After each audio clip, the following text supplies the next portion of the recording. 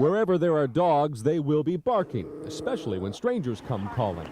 And this block on Lamar in southeast Houston is no different. What is different is that the folks living here wonder where their doggone mail is. When we were there, they'd just gone an entire week with no delivery because the mail carrier would not come. No, we don't have no mail, no collect bills or something, and we just find out he don't want to come because he claims he got a bad dog. The bad dog, we're told, is Lady. Not so bad on the day we met her, but her owners admit she does get free, she does bark like any other dog, and they ought to do a better job controlling her. My dog's just always in the street. It's the only thing, you know, because my aunt don't really take care of it. I mean, they take care of it, but, you know, they don't really chain it up when they're supposed to. You know, they don't really, you know, do what they're supposed to do to it. I'm the one who does it, but, you know, so, well, I just leave it in the street. While Alex Montoya understands he needs to do a better job with his dog, he doesn't understand why his neighbors are being penalized. They're not getting their mail either. I had a lot of trouble with them. A lot of trouble.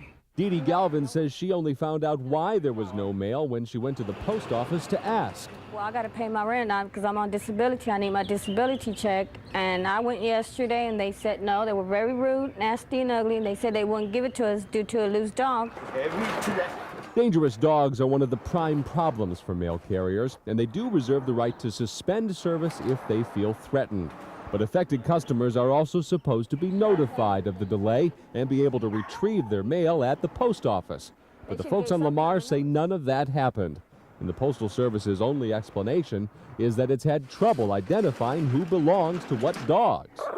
We do apologize if that happened at that station. We do normally, if the customer does come in, it's our procedures to go ahead and let them have their mail. Last year, Houston area mail carriers suffered 58 dog bites, more than any other city in the country. And this year, the number is even higher.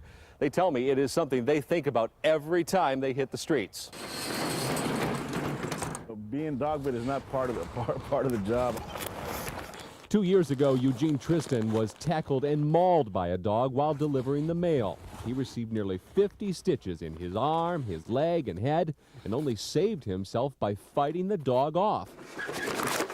It took more than a year for him to start delivering the mail again, but to this day, he bristles at the sound of a barking dog. Dog owners don't think that, you know, the mailman got bit, so what? It's supposed to be like an everyday thing, but it's not supposed to be an everyday thing. You know, if you have a dog, it's supposed to be kept on a leash or supposed to be kept up, you know, in the yard, you know. And they said, no, we are not getting our mail whatsoever.